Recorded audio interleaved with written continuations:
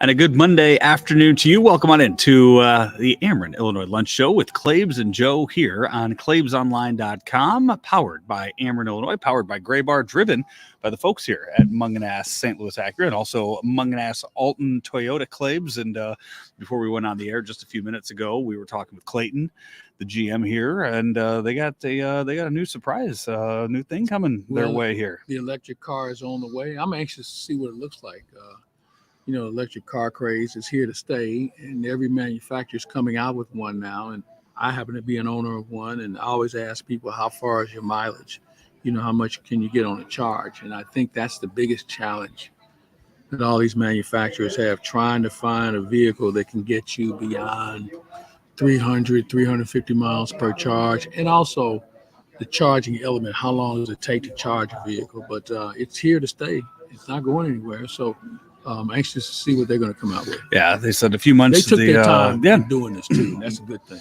Yeah, Toyota already has a few of those electric cars, the hybrid cars with Toyota, and Mungenast Alton Toyota will be providing you with the car to take down to spring training next week. They are the official car dealer for claibsonline.com, and it's been a great association over the years. And they've always found a way to make sure we get there in style and in comfort, and also promote the brand. Yeah, well, when when the groundhog sees his shadow, it means more winter. When Claibs sees snow, that means he's getting down to Florida as fast as he.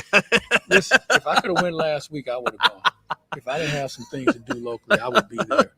I am allergic to it, and anybody who knows me knows I feel that way. At some point, the next few years, what we need to do is you go out on these caravans, and that's why you're here. You're going on the Cardinal caravan. I'm saying you get your a tablet, and you have Matt Pauly carry that tablet around with your face on it, and you just live stream yourself from that while you're sitting down in Florida. Yeah, you wave to everybody in all the cities along the caravan, and Matt just carries it around for you. Not a bad idea. Yeah, we'll run that idea by Ben. We'll see what he says, and they'll run it up the pole. They kind of want you to press the flash. And we're gonna have a good crew. We have Ryan Ludwig and Rick Ankiel as our alums.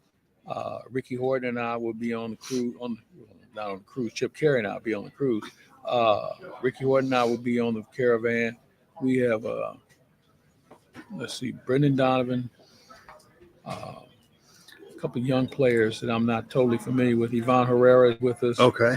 And another Cardinal player, but it's going to be a lot of fun. I'm looking forward to it. By the way, speaking of Cardinal alums, I don't know if you saw this. Woody Williams just got a job down at the with the University of Houston. He is their director of pitching now for the college down there. I guess that's where he's an alum from. Yeah, and now he's coaching. Saw that driving over today. Well, that's good for Woody. He was a good player, good pitcher with the Cardinals. Knew how to pitch. He wasn't a guy. A guy like Woody Williams might have a hard time making a team this year because of the fact he didn't throw hard. He wasn't dominating, but he got people out. Yeah. And the way they look at players now, how they evaluate them, is can he throw 96 plus? Does he have a little movement, and does he measure out at 6'5", 230 pounds? I mean, it's a whole new game that we see today, and it's unfortunate there are a lot of good pitchers don't have a chance to get a legitimate look in the big leagues because they don't check enough boxes as far as size and velocity and things of that nature. We will we'll get into more Cardinal talk later on in the show, but it's a football heavy program today. College football national championship is tonight, but after yesterday, week 18 of the NFL season is over. We know who the 14 teams are in the playoffs that start Saturday, and we also know as of right now 5 coaching vacancies. I expect that to be 6 by the time one of those 5 is filled. Who do you think the next one will be? Oh, if you how much you read into it, I think it's pretty clear that Bill Belichick might be ending up in Washington with the Commanders, and if that's the case, then the Patriots will be looking for a new head coach. I'm gonna hold off on that one. Bill Belichick goes to Washington, some things will have to change because they're looking for a general manager also. I don't think you're going to give him the keys to do both. So maybe there's somebody internally within the Patriots that he might want to have with him. But then I would say Why would I want that guy considering how poorly they drafted over the last few years? So I'm not sure. I'm not going to tie my wagon to the Belichick-Washington deal. Belichick right now, I'm looking for his age here. He is 71 years old. Yeah, he'll be 72 in April. Does he want to run the organization? I mean, you'd think at this point you're just trying to do one or the other at 72. Or at 52. I don't think people understand how difficult that can be, because not only are you assessing personnel, you're trying to coach coaches. Mm-hmm. You have a capologist, somebody who can tell you what you can do financially. You have somebody to negotiate contracts. It's a little bit more of a challenge than I think people think. And I don't know if Bill Belichick's the guy, especially when it comes to talent evaluation, Mm-hmm. because they've not been very good as far as drafting players. So you have the Commanders, Ron Rivera fired this morning, everything that he had to go through with ownerships, one of those ownerships being Daniel Snyder. You had all of the other issues around the Commanders' workplace environment being toxic, and all of the stories that came out from that, a field that needs so much renovation, and I believe how many quarterbacks after quarterback after quarterback, all while he's battling cancer. He had to get rid of coaches. He had to get rid of Jack Del Rio in the middle of the year, Mm-hmm. and he had some other guys. He got rid of a guy at the beginning of the season. So it's just been a mess there. Yeah. All while battling skin cancer too. Yeah, you make a good point. He also had multiple quarterbacks. It's just a mess. I don't know how you fix it, because I don't think there's one guy that can come in and fix that mess. It's going to take some time. And this was interesting yesterday, watching Arthur Smith and Dennis Allen going nose to nose. And I don't blame Arthur Smith. You're losing, and then you're trying to run it up. Yeah. It's kind of an unwritten with neither rule. team with really anything to play for. Right, exactly. You're just trying to pile on somebody. And Dennis Allen's lucky he still has a job today, because he hasn't been very good either. Yeah, the Falcons, another one. The offense for Atlanta just was not good at all the last 3 years. They spent a lot of time drafting for that offense down in Atlanta. They have a lot of talented players down there. I think when you look at the offensive side of it, you go and you get a bunch of first-round picks. Just because they're first-round picks don't mean they're talented. I mean, and my best example would be, look at the New England Patriots. I'm looking at a guy like Bijan Robinson, who you saw when he got the ball and some of the things he did this season. Mm-hmm. And then you look at some of his numbers in other games of how little he touched the ball and how little he was featured in some of the other ones. That's questioning the coaching right there.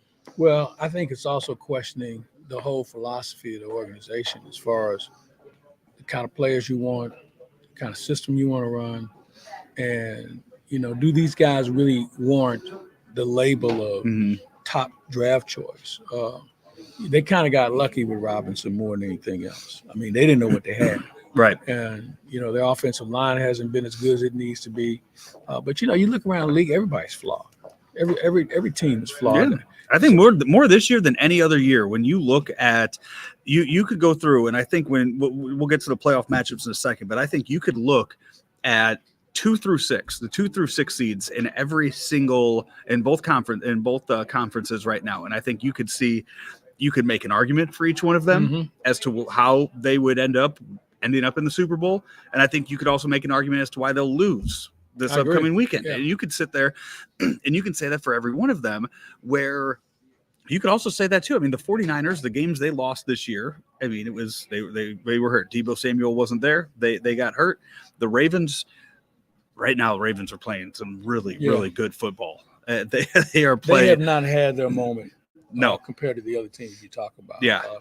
I'll tell you the one that's really the head scratcher is Philadelphia. That boggles my mind right now what they're doing. Now, all they had to do was win. All they had to do was beat the Giants or the Cardinals to get that 2 seed, and they somehow dropped the ball on both. Well, but here's the other thing. It's something's going on with Hurts health-wise. Offensive line has gone in another direction. The defense, the day they put Matt Patricia in charge of defense, they start to suck. Mm-hmm. So it's a mess in Philadelphia. I mean, there's a team, in one sense, you don't want to play them, and in another sense, you wouldn't mind playing them. Well, before we get to that, so you have Vegas, LA Chargers, the Falcons, the Panthers, Commanders. Right now, those are the 5 jobs that we know are open. They have the vacancies right now. Which one of those 5 First of all, has Antonio Pierce done enough to keep that job in Vegas, or do they go outside to find somebody else? I say yes. Although here's one thing I would say to that. He has the support of the player. That because players don't last as long as coaches. But it seems like there's a legitimate momentum in his favor. And because he was a former player and a good one, I think that union between players and former players is one that it's probably a greater bond than bringing in some hot coordinator who doesn't really know players. He just happened to dial up the right plays at the right time of the year. So which of these jobs right now most attractive to you then? It's a good question. I mean, you know, you everybody look at the quarterback at all. You look at the quarterback like you have Herbert at in LA. But here's a question about him though. Bryce Young in Carolina. But here's the thing about Herbert. What has he done to make himself so popular? Now you can say, well, maybe he didn't have good coaching. Okay, that's possible. But what else do they have? I mean, they don't have a running game. Offensive line wasn't very good. The receivers stayed hurt. I just don't know. I mean, I don't know if any of these teams are an ideal situation. If they were, they would be looking for another coach. Man, I stay away from Carolina because of their ownership and how poorly they drafted. Amazing how quickly Dave Tepper has become he's the second worst owner in he's a Daniel Snyder. He's a new Daniel Snyder. The league is able to get away from Jerry Richardson and some of the allegations that happened to him before he passed away, and then there'll be more to come with Tepper. You go to that, and I mean Tepper just quickly, so fast, just becomes the worst, most hated owner in the NFL. Yeah, and that takes talent to do. It takes talent to go that fast to be, to be the worst of 31 owners in the league. I'm really kind of thinking about what team really is most attractive right now. Too, I don't think. I mean, it doesn't seem like the Bears are going to move on. It seems like the Bears are going to stay with this guy one more year. Which, if you stay with him, God, you got pick number 1 and number 9. I mean, you keep Justin Fields and you build around him. So if it's me, I'm trading down twice in the first 10 picks because I got to get some linemen. It's first and foremost. I've got to get another legitimate receiver. I've got to have those things, and I need to get them early. And I need to really build on my defense. So I'm stacking picks for this year and next year.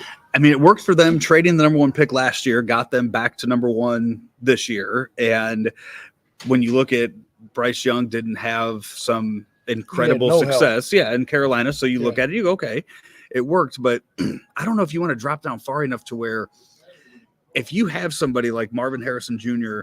there, who a wide receiver that is seen as a top 3 pick, and you have a quarterback like Justin Fields that you could go out there and you can get. Let me stop you.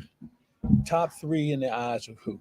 Because who's the third team drafted this year? Third team, I have to look at what the draft order is for that. Because the reason why I say that is maybe that team isn't looking for a receiver. Right.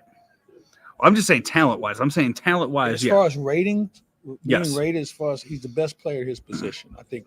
Yeah. I think we can agree on that. I just think that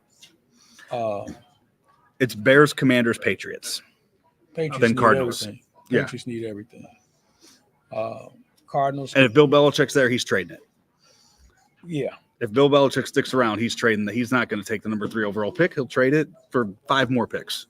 Yeah, but they're all bad players. That's right. The problem. So I didn't say he was going to draft 5 Hall of Famers. He's going to draft. I don't think he was. If he stays, you're going to see a change at the top with regard to who's doing what. Mm-hmm. Now, the question is, does he stay? And I'm kind of up in the air on that. This is going to be a very interesting year of evaluating players. I mean, coaches. Mm-hmm. Here's one for you. What does Eric Bieniemy do? Right, he was offensive coordinator with the Commanders. His name was mentioned about a month ago about going into Atlanta. Apparently, there's a little bit of a groundswell about him being a candidate for that job. And I think, by the way, the Chiefs have somewhat semi-imploded offensively. I think he might have been the X factor about making guys Eric Bieniemy accountable. can't catch a football. I mean, that's a Chiefs problem.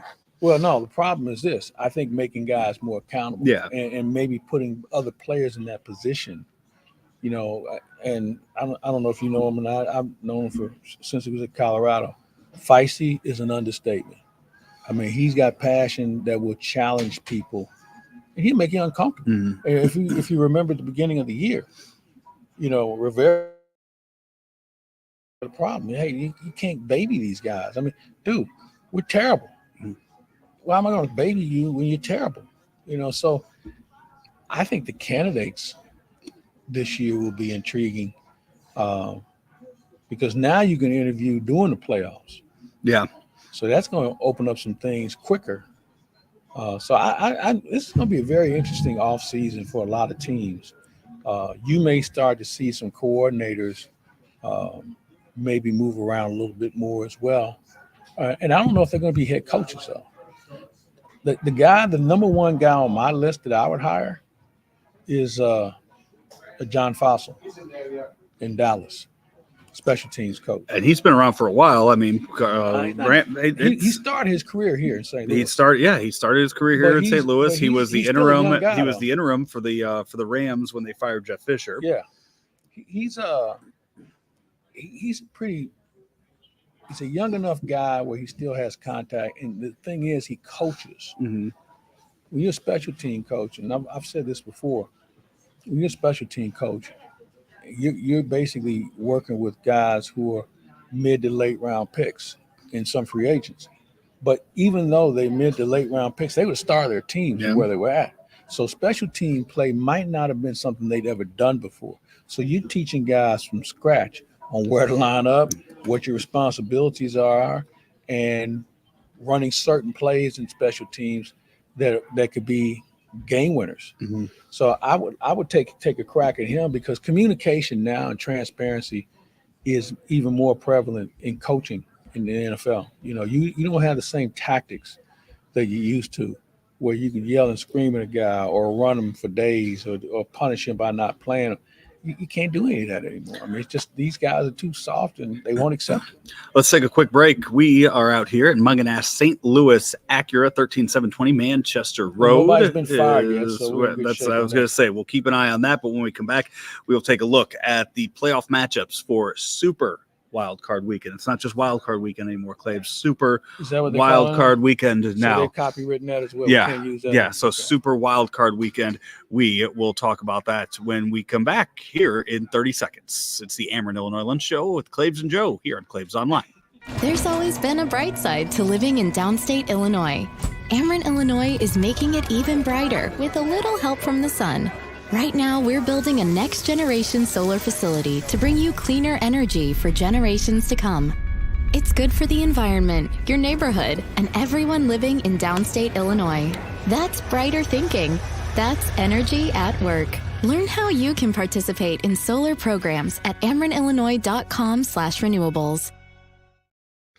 Back here on the Ameren, Illinois Lunch Show with Claibs and Joe. It's the college football national championship tonight. We'll talk about that in just a little bit. But after talking about all the coaching vacancies and the end of week 18 of the NFL season, we have a few days to talk about that before we get into more football on Saturday. Claibs, we have, what is it now? It's 8 games, or no, not 6 games now in the Super Wild Card Weekend with the 7 teams now. You get the bye if you're the number 1 seed.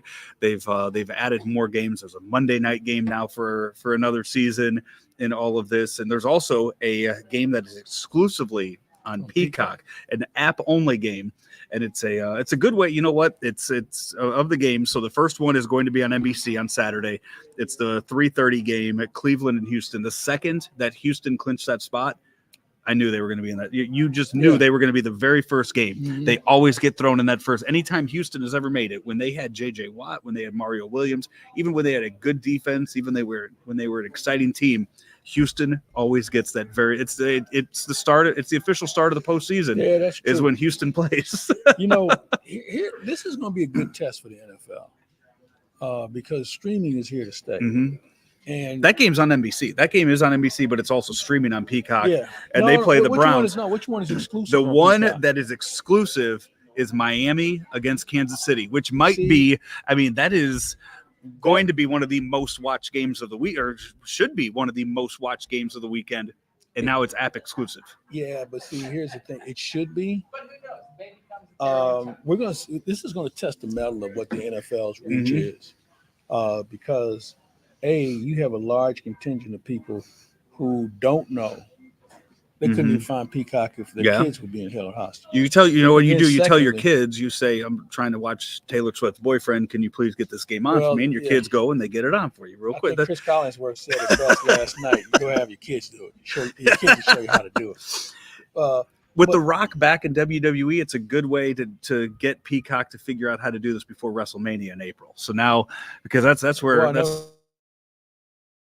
for that, because they're going to have so many more viewers for WrestleMania that now they you get a good trial run for it this Saturday. You always find a way to weave. I do. I always do. Okay. Yeah. I had that. I've been sitting on that for a while. I was ready to bust it out for this. Yeah. Glad you got it out of your system.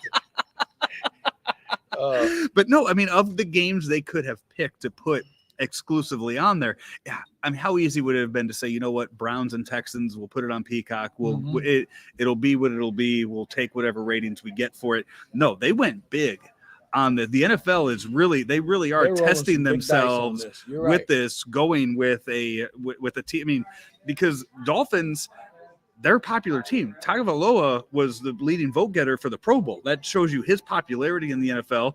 And the Chiefs equal ratings. I mean, the Chiefs were equaling ratings before Taylor Swift came around. No, so you are expecting a lot of eyes on this, and you are putting a lot of your eggs in the basket that this app is not going to crash Saturday night.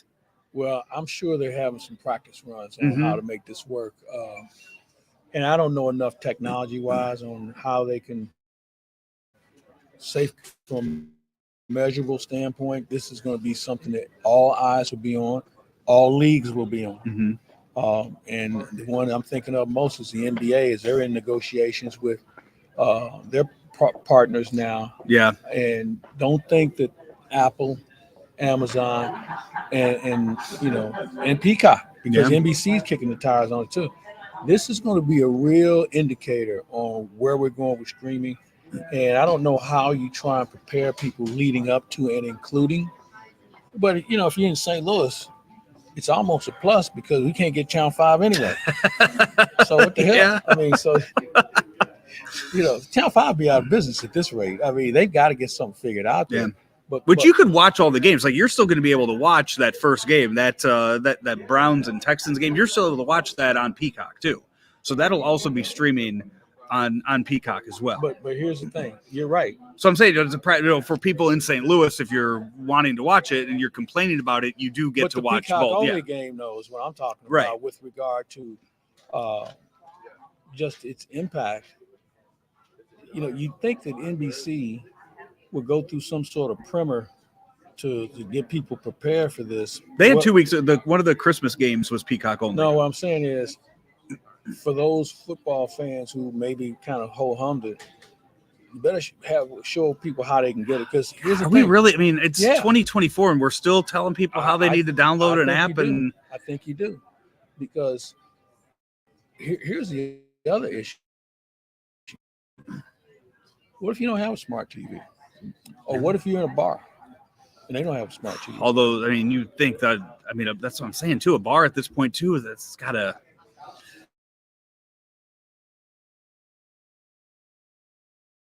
On preparing for this situation, but when it's all said and done, there's going to be somebody who, like me, who likes the remote in his hand to be able to change channels.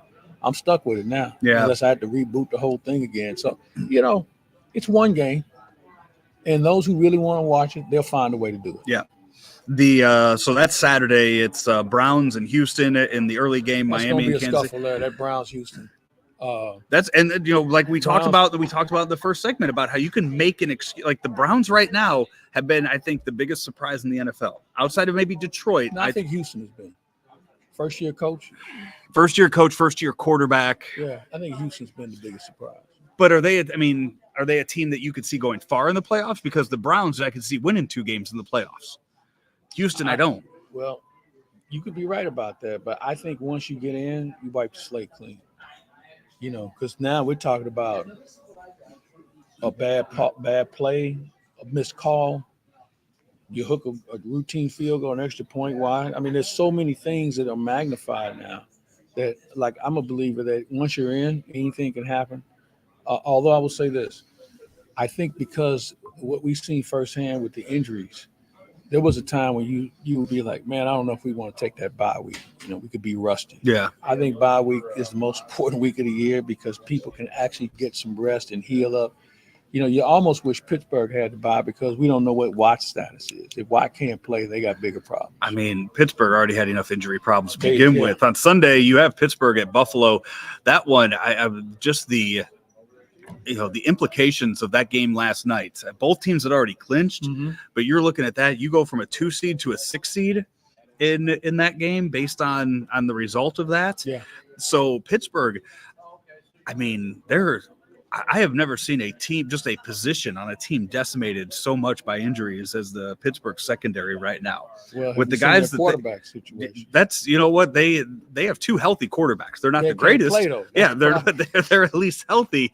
I mean, at this point, they might put Kenny Pickett just back there and play safety and just have him go play safety because that's how injured. Better safety than he is quarterback. It is unbelievable every time. I mean, the fact that when they showed Watt that it was Watt injured, I think I was most shocked that it wasn't a player from their secondary that was injured. Yeah, they've had some tough luck. And we'll get to this. I think this year, Coach of the Year is going to be one of the most interesting selections we've seen. I can give you half a dozen guys that are worthy of it. And I'd start with Mike Tomlin. He won't get it. But when you think about it, you touched on the injuries, lack of talent, and they still found a way to win 10 games. Yeah. I look at the guy in Houston. D'Amico Ryan. What he's done. Dan Campbell with the Lions. I mean, you have to take a look at the guy in San Francisco. I mean, he's done a good job again. There's a half a dozen guys that actually, guy in Miami. Yeah. I mean, there's a lot of guys who are worthy of that award. Only one's going to get it, but I'll tell you, this has been a remarkable year for coaches who've been dealing with short decks, because of the injury situation. Green Bay at Dallas is your mid-afternoon game on Sunday. Green Bay, just much like the Steelers, fought their way and kind of fought they were and clawed. Kind of left for dead early. Yeah, because the quarterback got off to a rough start. They had some injuries. They never really had the best linemen all year, and they found a way to win. And you know what? Somebody might want to tip a cap to whoever thought Justin Love was going to be a good quarterback. I mean, he's done a nice job when he's been given the opportunity. Now, I don't know if he's going to have a career that Brett Favre or Aaron Rodgers had, but you know what? He's been more than admirable with regard to how he's played this year. And but 1 year in, I mean, this is what we're judging him off of, just off of this first full year there. So it's still lots to learn.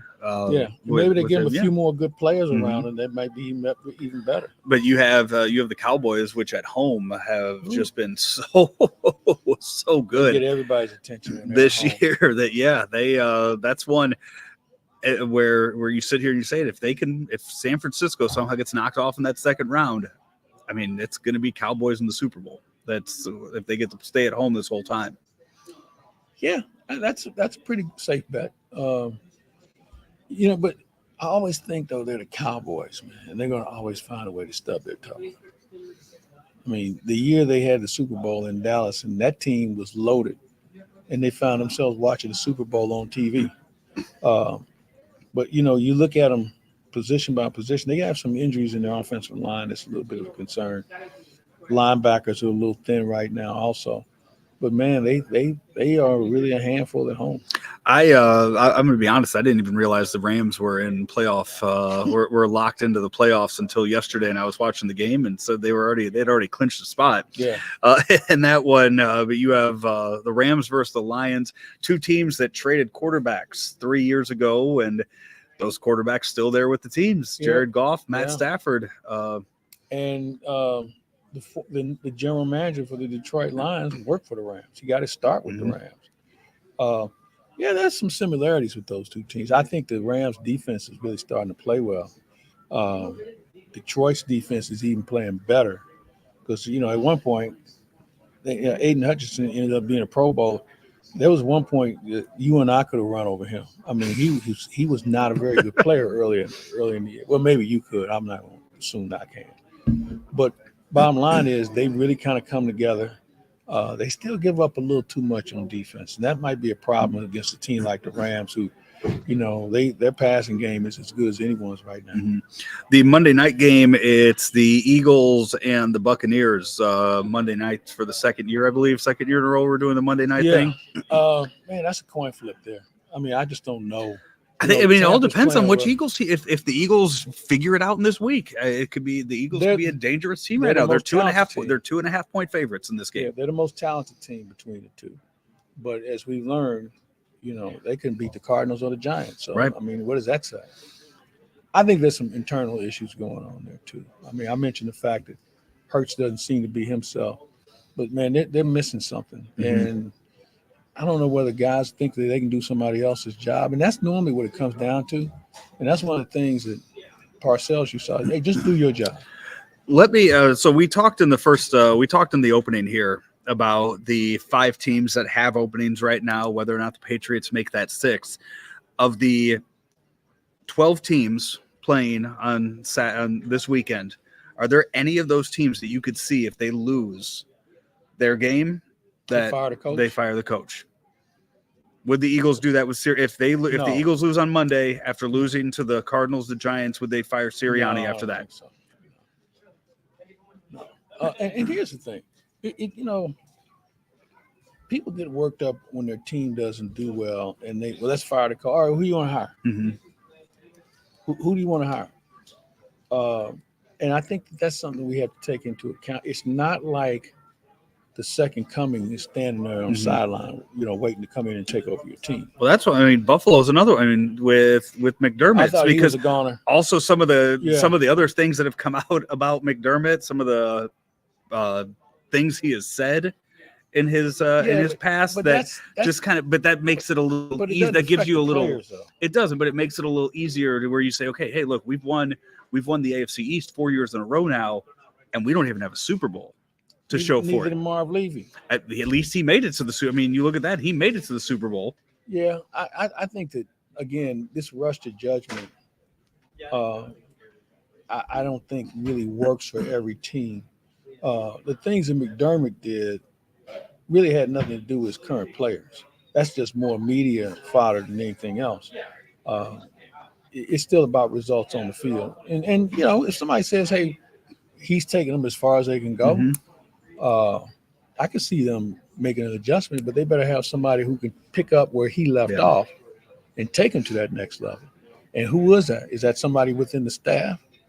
Because you bring in somebody new, he's going to bring in his people, and maybe his people don't mesh with the people you have as far as players. So a lot of things go into it. So I don't think he would be fired. The only other one on the list that I'm looking at would be Andy Reid retiring. That'd be. I think Andy Reid. No, I think he'll stick. Maybe because there's that unfinished business of trying to get back there one more time. I think what they have to do also is assess their talent evaluation, is how they go about things, because they got a lot of holes on that offense, man. And, you can call it the cap issues that really hurt them. Some guys underperform, and maybe they overvalue some other players. But I don't think Andy Reid retires after this. We will take another break. When we come back, we'll talk about the game tonight. It's Michigan and Washington in the College Football National Championship right here on the Ameren, Illinois Lunch Show with Claibs and Joe, powered by Gray Bar, driven by Mungenast St Louis Acura and Mungenast Burkhardt Alton Toyota here on Claibs Online. Let me get this straight. Gray Bar is a distributor? Yep. For more than 150 years, we supported electrical and datacom projects all over the country. So you can get me products wherever and whenever I need them? Yep. Thanks to our expansive national logistics network. For any industry? Yep. From construction sites and industrial plants to schools, hospitals, and just about everything in between. So you could say Gray Bar is much more than a distributor? Yep, you could say that. They really do it all. Yep. When you need a hand powering, connecting, or maintaining your operations, join the thousands of professionals who rely on Gray Bar to help keep them up and running. Yep, Gray Bar does that.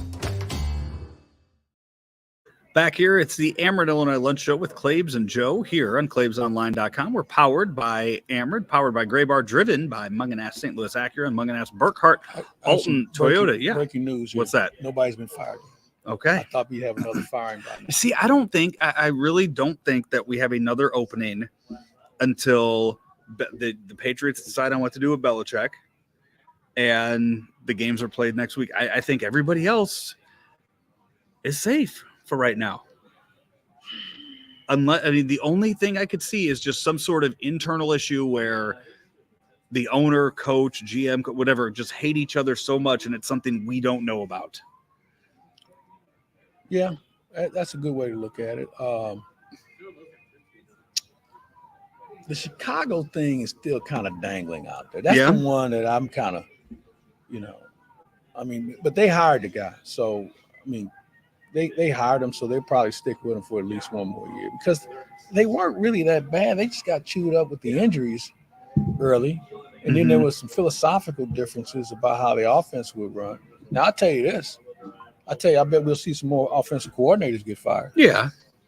And you're going to have, with the opening now in Washington, you mentioned him earlier, Bieniemy is probably going to be a hot candidate somewhere, as he has been around the NFL the last few years. And maybe he gets his head coaching job finally this year. But I think there's going to be some other openings from that. And then what's the offensive coordinator in Detroit that's Ben asking Johnson. Yeah. What's he want? 15 million. 15 million. Yeah. Not a year. I thought it was a year. There's not a coach walking the planet that's worth 15 million. Right. Who's never coached has been had a job. The way I read it, I thought he was asking for that per year. Well, I wish him the best. But you know what?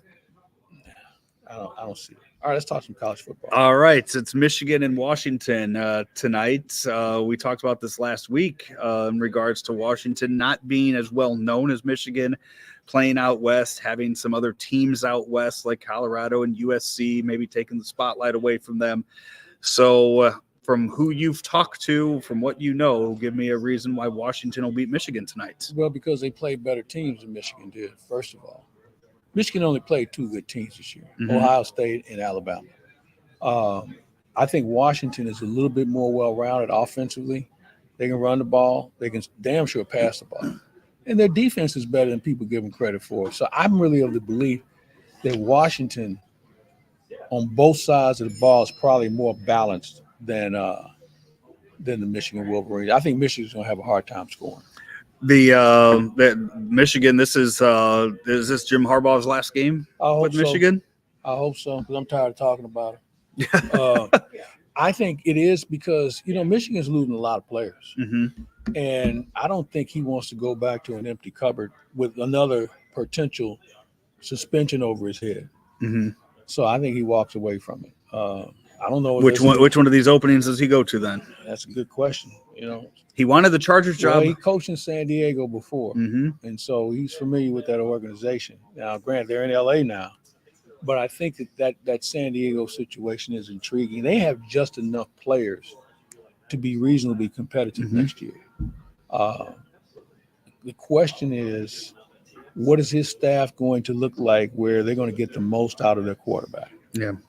The best example is when Sean Payton went to Denver and he had to take on Russell Wilson, nobody took into account his system is different than what Russell Wilson plays. Yeah. And hence the reason we have the separation and or pending divorce. By the way, with all the coaching vacancies and everything, that's another big one to bring up is wherever, I mean, Russell Wilson's going to be the starting quarterback somewhere next year. Yeah, you're right. He's one of the, I mean, I don't know if it's a team on this list. I don't know. But some team, not the Denver Broncos, is going to have Russell Wilson as their starting quarterback next year. So here's the question. Does that coach in waiting, if the owner says, hey, look, we're thinking about making a run at Russell Wilson, what do you think? He got to make a decision on, is Russell Wilson my guy because of the offense I want to bring in here? And so I think the bigger question is, do you go out and hire the coach who coached Russell Wilson the best? Who's the offensive coordinator in Seattle? Is that a guy now that's in his, is he, even if he's not head coaching material, is he coordinator material for where Russell Wilson goes? Yeah, which, I mean, we talked, Patriots, Commanders, those could be two possible destinations.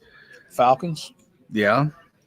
I think wherever he goes, it's going to probably be with a team that's going to be looking for a coach. Yeah. I think the other teams that still are in play will probably be reasonably content with who they have. But again, I'm going to go back to the fact that whoever takes them, they better make sure their system meshes with who he is. Game tonight, Michigan and Washington. There's about 17 different ways to watch that game. You just going to watch the regular broadcast, or do you like one of the specialty broadcasts? I'm going to go back and forth. There's a couple of them I like. Yeah. I'm a fan of the overhead view because I think watching it from the side, you don't really see the game. But if you watch it overhead, you see who's blocking. You see what routes are being run. You see who's missing blocks. I think you get more out of the game because let's face it, that's how they draw it up in the play room, in the squad room. They draw plays up from overhead. Yeah. So I watch that. Commentary, I don't know. I mean, everybody. I mean, one of the things about commentators today, they want to remind you they're really smart people, and they are smart to an extent. But I'm not stupid. So there's some things that I feel like I don't really need to know because I don't think it's relevant. I know they're paying you by the word in some cases, but I think that I don't need the overanalyzation. And we're going through a transition now of broadcasters, especially color analysts who just come out of the game. And the ones who rub me the wrong way are the ones who are talking to me in terminology instead of explaining the play. I don't get into names, but there's some guys who are really good. But, bro, just because that's the way you were taught the system and that's a term you use, I wasn't in that huddle. Yeah. You weren't in that huddle. When you say something like that, I mean, you're talking somebody like a John Gruden who would sit there and tell you what the play is, the Y2X spider banana, where you're sitting at home and, okay, it's a funny thing to listen to, but you don't know what any of those things mean. Well, and I'm going to give you a good example. We had a guy in St. Louis that was a former player that always talked in player terms. And I asked him one day, I said, how many people do you think play in the NFL that you talk to? He said, less than 1%. I said, what, 0.5%? He said, perhaps. I said, then why do you talk to the other 99.5% as if they were in the same huddle with you? So I'm a little leery about how much of that I try and sift through. Games are predictable in one sense. And the analysts have so much more information. They have their meetings with the coaches and players the night before, and they tell them, hey, look, this is a play we like to run here, okay? This is what we're looking to do if we're in this situation. So when you hear Tony Romo or somebody say, well, you know what, look for this play. Well, hell, they already told them what they were going to run. So don't make it seem like, you have this eagle eye. And that's what amuses me more than anything else when people, boy, that guy's really good. He called the play. Well, hell, they told him what they were going to run. Now, that's different than the days of Hank Stram. When because Hank Stram was a coach and he could see what was going to happen, because we used to always laugh about they're running right, Jack. Hell, and there they were running right. That was because he was a coach who really understood. He didn't have the opportunity to sit with a coach the night before for 2 hours and go through his playlist. They didn't do that then. This is something that's last 20 years. You see more of it, but there was a time when you see a coach in a hotel room, you going one way, he's going the other. They just showed it on the TV. There are 11 different broadcasts for the game tonight. 11 different broadcasts for the game. Well, pick your poison. Also, before we wrap up the college football talk, Mizzou loses their defensive coordinator.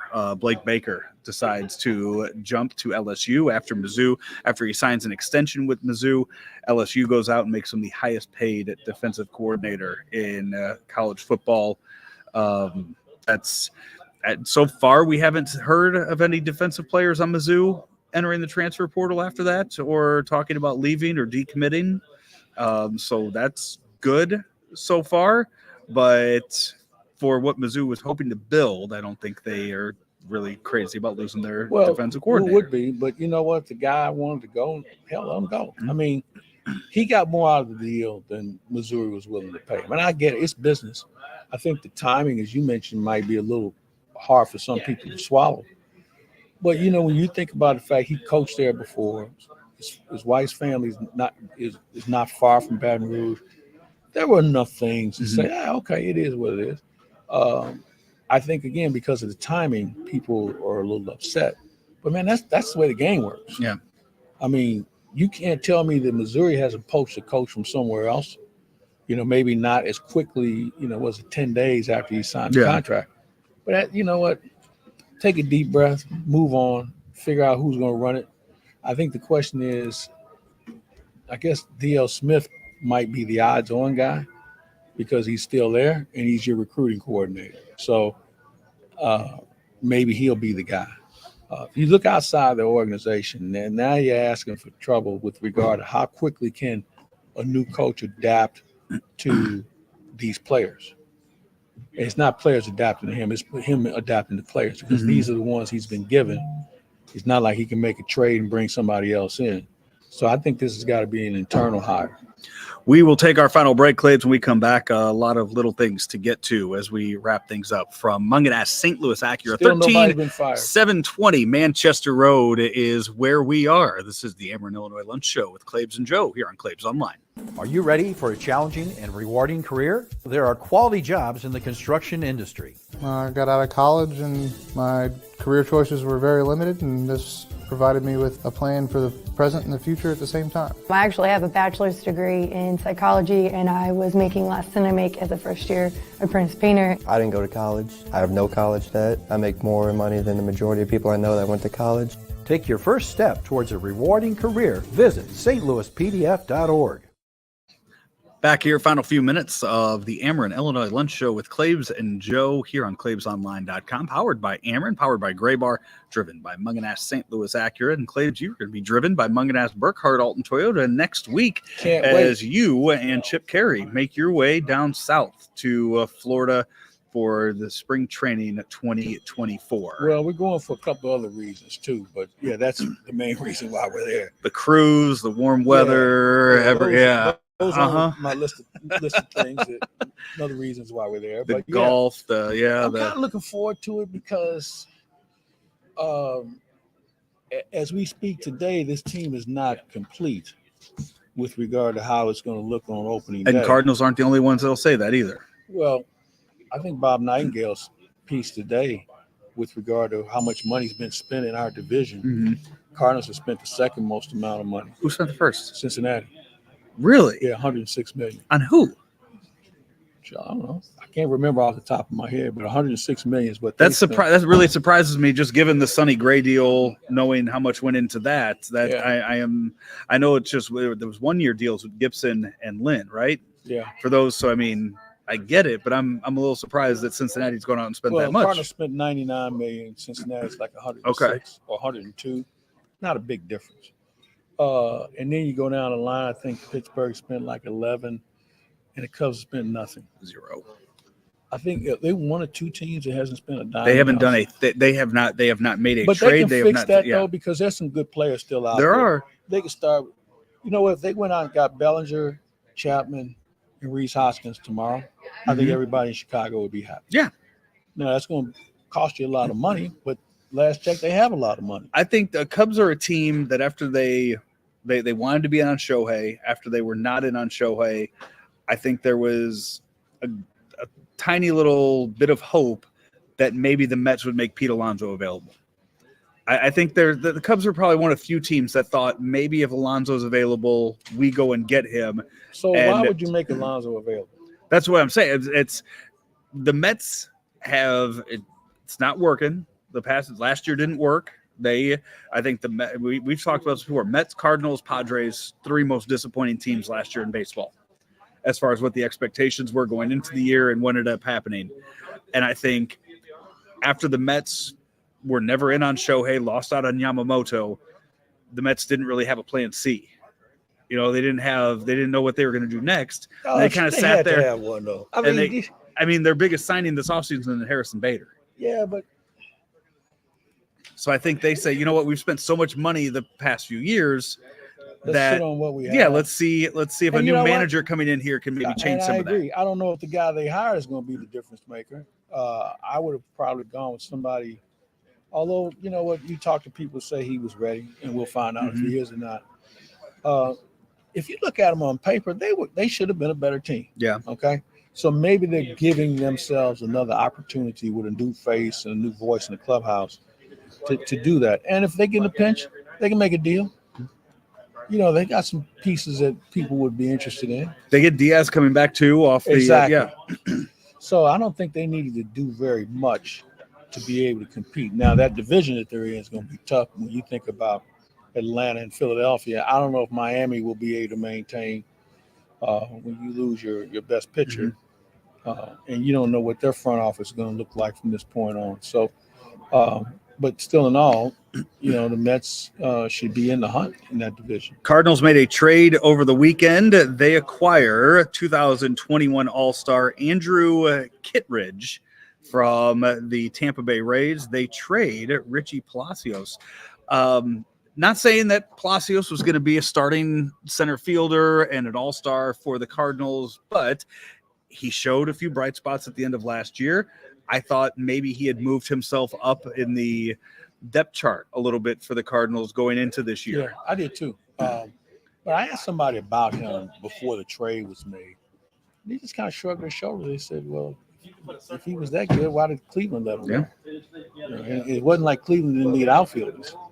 But I thought he had a value, but maybe the value of getting Kittredge is going to be better than having Palacios. Yeah, Kittredge last year a career of 18-7 with a 3.65 ERA.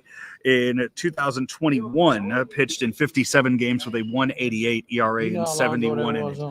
That's 2 years. It was 2 years ago. 3 years ago, and one of the years he didn't even pitch. So his credentials on the surface appear to be something the Cardinals are looking for. Swing and miss guy, which, obviously that's the trend we're looking at now. Experience. See, and I've been a big advocate of having more experience in the bullpen. Guys who have at least been in the war at some point. And hopefully he'll be that guy. I'm still looking for another guy who can close. So. I was just about to bring it up. As we get further into, or I guess closer at this point, we could say closer to spring training, where do you put the Cardinals' chances of going out and getting somebody like a Josh Hader? Slim, considering the commitment that he wants. But as it's getting closer, is he more likely to say, you know what, I'll take a 1-year deal somewhere else and prove to them? Yeah, or he could take a 3-year deal with the Dodgers or somebody else. There's some teams that obviously need him. The quiet book on him is he doesn't like to pitch every day either. And I think that what you see is you put that puzzle together and you got Hader one day, Helsley the next day. The power guys don't recover as quick. Mm-hmm. You get these guys that throwing change-ups and sliders, and as an out pitch, throw every day. Mm-hmm. It doesn't put the stress on them. So I think that that's something that you have to take into account. I wouldn't mind having different looking closers. You want to have the power guy and Helsley one day, and then I come in with a guy who's got a good change-up the next. Maybe guy goes with the slider coming in there. Yeah. I think you'll be looking at matchups a lot more. And I think the key here is you have to have 4 guys ready to go every day. Yeah. Of equal skill. I don't think you can count on one guy every day or one group of guys every day. I think you have to have 4 guys. When he comes to the ballpark, there's a really good chance he's going to pitch today. The Major League Baseball, or I should say the Cooperstown Baseball Hall of Fame, I believe it's today. Are we getting the new Hall of Famers today? Is Adrian Beltre going to find out that he's a Hall of Famer today? He should be. Who do you like as far as the Hall of Fame? I mean, as far as Adrian Beltre, like I feel like that's a lock for that. But I think when you look at some of the other ones, I think Andrew Jones should be a Hall of Famer. Do we have a list? Do you have a list? I don't have the list up for that. I'll feel while you look for the list, because I think that this year's Hall of Fame is going to be one that's going to have some raised eyebrows with, because you have guys on the back end, like Billy Wagner, people who've been around, who've been in the hunt for a while as far as trying to get in the Hall of Fame. That Carlos Beltran's one on the list. See, I say he is. Yeah. I mean, he's one of the best switch hitters the game's ever seen. And I know he had the scandal over his head, but there's been some guys in the Hall of Fame that have done worse, in my opinion. So Gary Sheffield, 500 home runs. Yep. It took him a while to get them, but he's got them. Who else do we have? Omar Vizquel on that list. Man, he could pick it, man. I know there's been some off-field issues with him, but if we're evaluating his skill set, Omar Vizquel is as good as any shortstop I've seen since Ozzie. I think we said it before, but anytime you mention Andrew Jones, I mean, he's on my list. I mean, what makes Andrew Jones above Jim Edmonds? Because he was better for a longer period of time. Okay. And he could do everything Jim Edmonds can do and better in most cases. All right. During his run, he's the best center fielder in the game. Period. I think I'm still just a little. It's a little bit of being bitter that Edmonds was only on the ballot for 1 year and was off. I think that's. Yeah, but you know what? You blame the writers for that. Yeah. No, it has nothing to do with Edmonds. I think Jim should be considered more. Yeah. I don't know if he's a Hall of Famer, but I think he should. He should have gotten more than 1 year on the ballot. The fact that he got so few votes that first year, I thought was embarrassing for the writers to not look at him and say it. For enough of them to give him that vote. They've done it before. If you don't believe me, ask Ted Simmons how they missed him. So I mean, they're gonna miss. And here's the problem with this: there's too many of them that are voting, and I have a problem with guys who are voting on players they never saw. I was just going to say that there are people voting today that never covered a game. That I think what you should do. How many of these guys voting saw Andrew Jones? Not enough. How many guys? I mean, there's people in the Busch Stadium press box that never saw Andrew Jones play a game. So that never saw him from a press box. If you covered the game, and more importantly, because remember, we just started playing interleague where everybody's playing everybody. So if you were solely covering the National League during the time these guys are up, your vote counts more than this guy over here from who-knows-who.com. Yeah. So I think they have to weight it more because of who you covered and when you covered it. And what league you cover. Because remember, you didn't see the other league until postseason. And you didn't see the other league until the World Series. So now you see everybody. And because of interleague play, you see them a little bit more. But at the end of the day, I think that you have to give these people who actually saw what was going on more reverence. Before we go, Tiger Woods and Nike announced they are no longer partnered. 27 years together, and you know what though? I think it probably run its course. I mean, Nike's out of golf business. They don't make clubs. They make apparel, but they've been out of golf business almost 10 years now. And as he reaches the end of his career, where do they? I mean, what does he do now? He'll have somebody who will give him a nice endorsement deal. I mean, he's hitting TaylorMades, he's hitting Bridgestone balls now. It doesn't hurt to have him. Now, are you going to pay him $40 million? Probably not.